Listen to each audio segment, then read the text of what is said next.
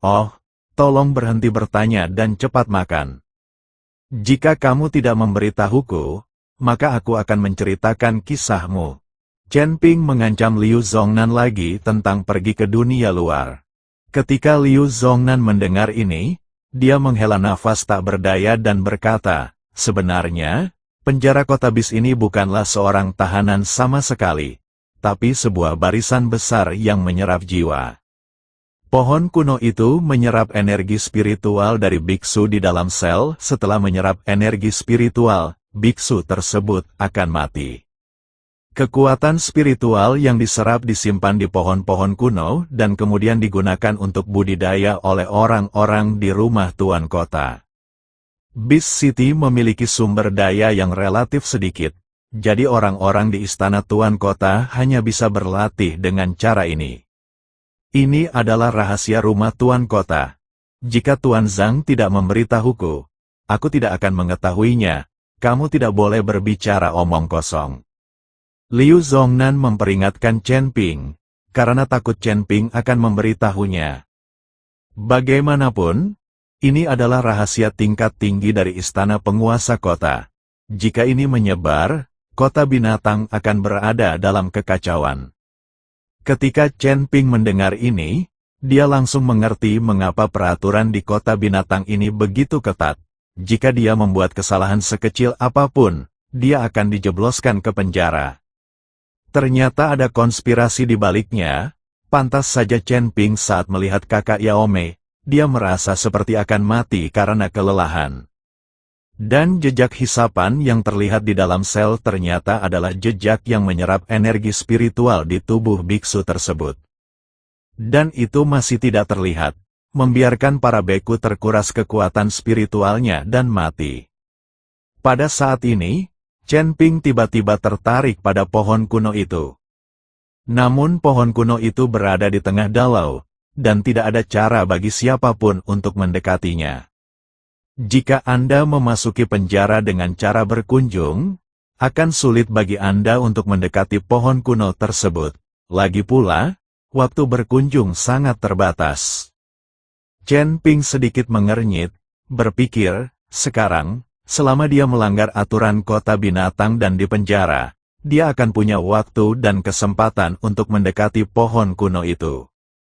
Ketika saatnya tiba, sama saja jika Anda mencari kesempatan untuk melarikan diri. Chen Ping telah mengamati formasi di sekitar penjara. Sangat mudah bagi Chen Ping untuk menghancurkan formasi dan pergi. Selama makan ini, Chen Ping sedikit terganggu, fokus pada pohon kuno. Serap kekuatan spiritual para biksu dan simpan di pohon kuno. Pohon kuno lebih berharga daripada sumber daya lainnya. Setelah makan, Chen Ping mengikuti Liu Zongnan keluar dari kotak. Saya kebetulan melihat Qiuyu keluar dari kotak Tianzi bersama beberapa teman. Chen Ping dan Liu Zongnan di depan, dan mereka di belakang, menuruni tangga bersama. Minggir, minggir, kamu merengek seperti babi, seorang biksu muda berteriak keras, meminta Chen Ping dan Liu Zongnan memberi jalan. Meskipun Liu Zongnan sangat marah, dia tetap mencondongkan tubuh ke samping. Tapi Chen Ping berdiri tak bergerak, lalu menoleh ke arah biksu yang berteriak itu dan berkata, apakah ini rumahmu? Tidak, kata biksu itu, ini bukan rumahmu. Kenapa aku harus memberi jalan untukmu saat kamu berteriak? Panggil saja aku ayah, dan aku akan memberi jalan untukmu. Chen Ping berkata kepada biksu itu, beku itu merasa cemas dan hendak mengambil tindakan. Namun, dia dihentikan oleh Qiuyu. Jangan tertipu, dia sengaja memprovokasimu dan memintamu melakukannya. Kamu akan tertipu begitu kamu melakukannya. Ketika biksu itu mendengar ini, dia segera mundur beberapa langkah. Nak, kamu pikir kamu ini siapa? Tidakkah kamu melihat bahwa Liu Zongnan juga menyerah dengan patuh? Sekarang minggir dan panggil aku tuan dengan hormat, dan aku tidak akan memukulmu. Qiuyu memandang Chen Ping dengan sangat arogan dan berkata, mereka yang mengikuti di belakangnya pasti akan dihukum, tapi tidak apa-apa jika dia melakukannya, jadi Qiuyu berencana melakukannya sendiri. Persetan dengan audio asli Chen langsung meraih kerah Qiuyu dan membuangnya. Tubuh Qiuyu jatuh langsung dari lantai atas, menghancurkan meja dan membuat lubang yang dalam di tanah. Jika ini adalah orang biasa, dia mungkin akan mati. Adegan ini mengejutkan semua orang.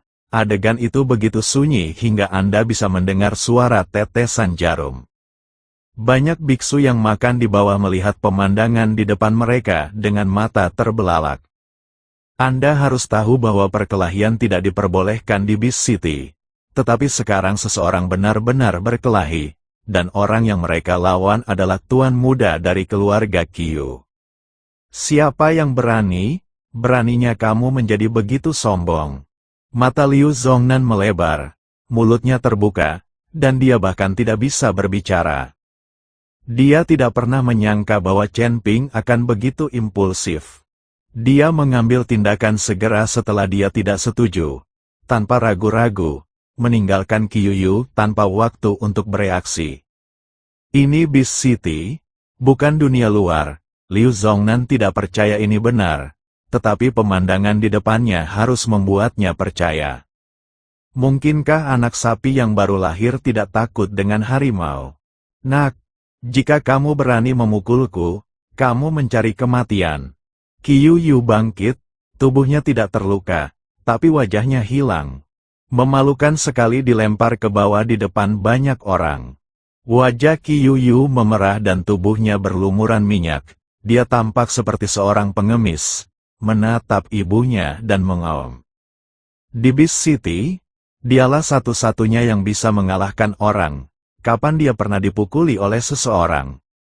Beberapa teman yang dibawa oleh Qiuyu juga turun untuk mendukung Qiuyu. Lari, lari cepat, saat tim penegak hukum datang, kamu akan tamat. Liu Zongnan akhirnya bereaksi dan mengingatkannya dengan suara rendah. Tapi sebelum ada gerakan apapun, saya mendengar langkah kaki di luar restoran. Kamu berani mengambil tindakan di kota binatang, kamu terlalu lancang. Saat pintu restoran dibuka, seorang biksu mengenakan pakaian putih, memancarkan kekuatan spiritual dan memegang pedang bergegas masuk.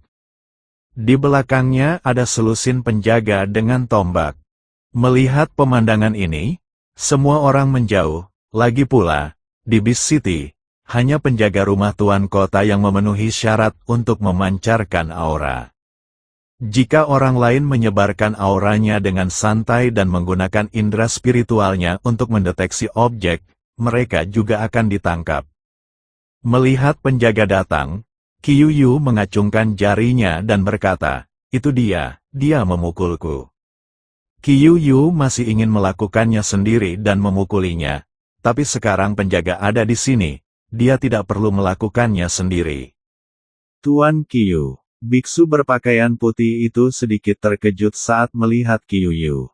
Dia tidak percaya seseorang berani menyerang keluarga Qiu di Beast City. Jika dua biksu muda yang marah dan mulai berkelahi karena sesuatu, itu tidak masalah. Tapi untuk menyerang keluarga Qiu di Beast City, apakah ini berarti mereka hidup terlalu lama? Ini terlalu melanggar hukum, Nak. Jika kamu berani mengambil tindakan di Beast City, kamu akan ditangkap tanpa ampun. Biksu berbaju putih berkata dengan pedangnya mengarah ke Chen Ping. Aku akan pergi bersamamu. Chen Ping tidak berbicara. Liu Zongnan di samping setuju untuk mengikutinya ketika dia melihat betapa santainya dia. Jika dia dipenjara, dia akan mati. Tunggu sebentar.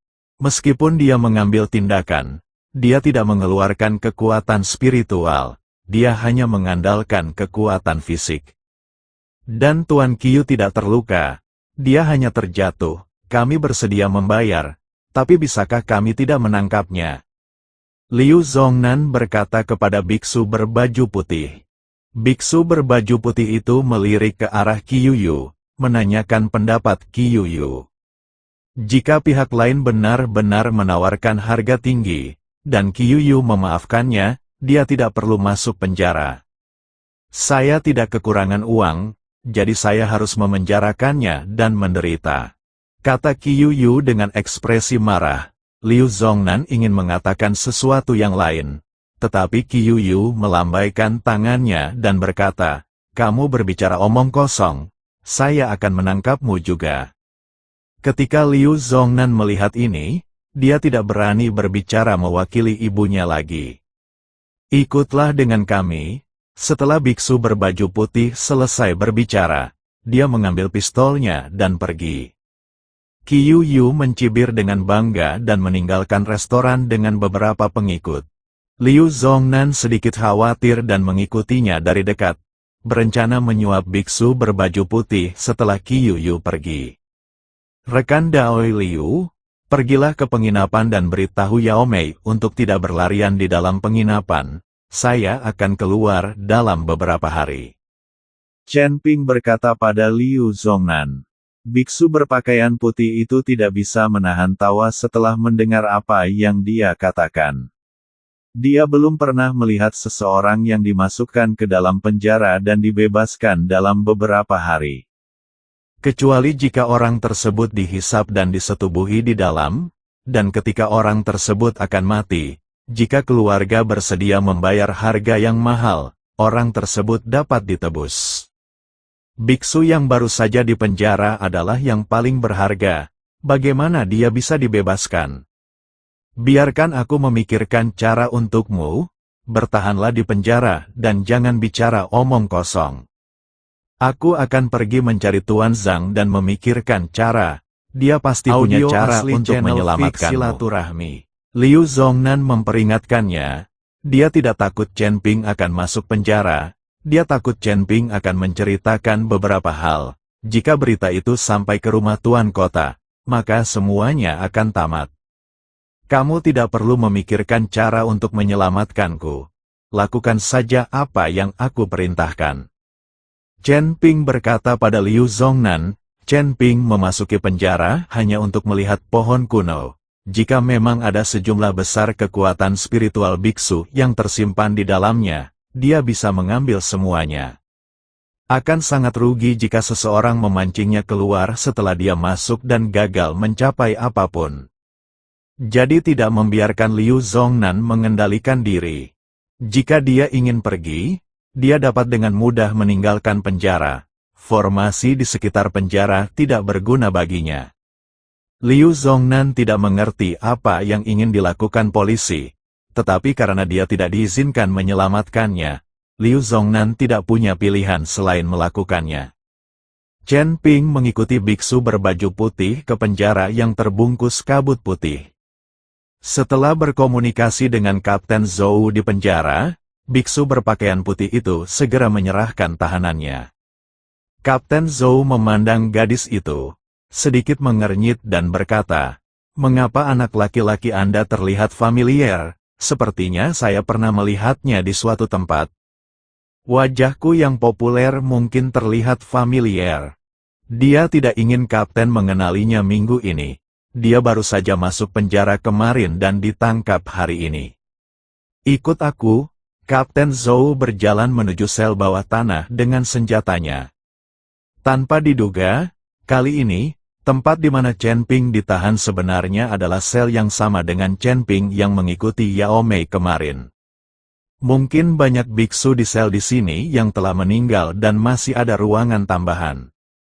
Setelah memasukkan polisi wanita itu ke dalam sel, Kapten Zhou berkata, "Wah, tidak ada aturan di penjara. Selama kamu tidak melarikan diri, kamu bisa melakukan apa saja. Jangan berpikir untuk berlatih di sini. Tidak ada energi spiritual sama sekali. Istirahatlah yang nyenyak di dalam sel. Seseorang akan membawakanmu 3 kali makan. Jika kamu tidak memiliki energi spiritual, kamu tidak akan mati kelaparan. Akan ada waktu tertentu bagimu untuk keluar dan mencari udara segar. Kamu tidak perlu melakukan apapun. Di sini lebih nyaman daripada di luar." Jika Chen Ping tidak mengetahui tujuan penjara ini, dia akan mengira bahwa perawatan di sel ini sangat baik. Dimengerti, Chen Ping mengangguk. Setelah kapten pergi minggu itu, Saudari tetangga angkat bicara, "Rekan Tao, mengapa Anda ditangkap? Mengapa suara Anda terasa familiar bagi saya?" "Karena ada tembok, Kakak Yao Mei bisa mendengar suara bayinya tapi tidak bisa melihat bayinya. Saya baru saja memukul seseorang, lalu saya dipenjara, saya tidak tahu berapa lama." "Rekan Tao, mengapa kamu dipenjara?" tanya saudara Yao Mei. Saudara Yao Mei menghela nafas. "Saya menemukan seorang kultivator wanita dan berbicara tentang menjadi mitra kultivator ganda. Kami pernah berlatih kultivasi ganda bersama. Tetapi dia meminta saya 100 koin spiritual emas ungu. Bagaimana saya bisa memiliki begitu banyak uang? Dia menggugat saya karena memperkosanya. Dan kemudian dia ditangkap. Sungguh sial." Ketika Chen Ping mendengar ini, dia tidak bisa menahan tawa. Pantas saja gadis itu tidak mau membicarakan bagaimana kakaknya ditangkap.